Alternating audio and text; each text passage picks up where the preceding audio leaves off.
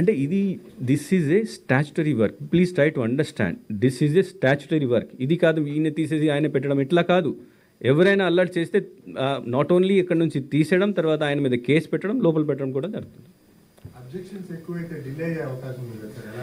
అంటే అబ్జెక్షన్స్ పెట్టడానికి వాళ్ళు పోలింగ్ ఏజెంట్ ఎందుకు కూర్చుంటారు, అన్నీ చూడడానికి.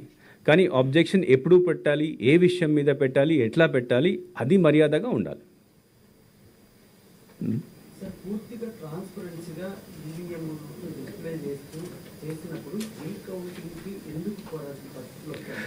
అంటే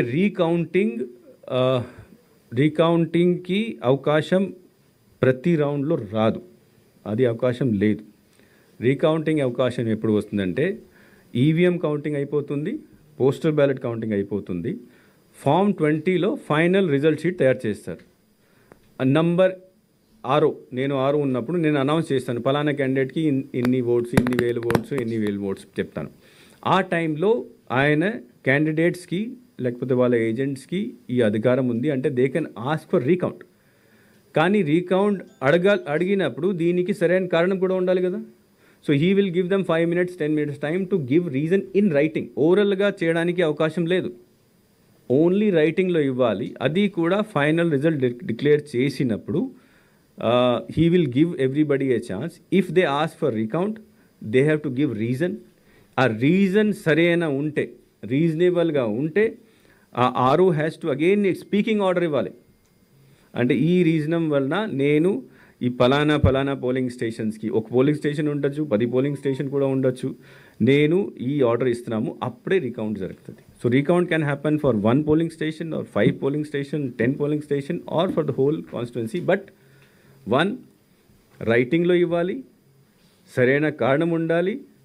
ఆర్ఓ దీన్ని చూసేసి he has to give a speaking order, ఈయన ఇచ్చిన కారణం కరెక్ట్గా ఉన్నాయి, దీనివల్ల నేను ఈ రీకౌంట్కి ఆర్డర్ ఇస్తాను.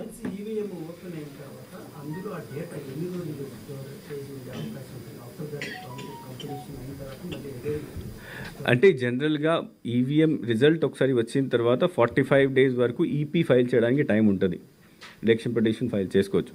కానీ EVM data till the time ఎంత టైం ఉంటుంది, it's so so 45 minimum days అయితే డెఫినెట్గా ఉంటుంది. దీని తర్వాత కూడా it is mostly safe. I don't know the exact time, but it is safe.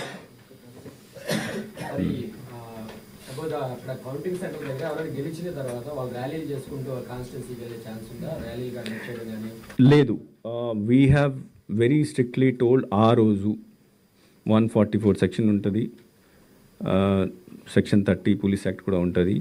ఆ రోజు విక్టరీ ప్రొసెషన్స్కి ఏమైనా ఇట్లాంటి ఏం పర్మిషన్ లేదు on the day of poll. Depending on the situation, on the day of counting, depending on the situation, local administration can decide next day, day four next day.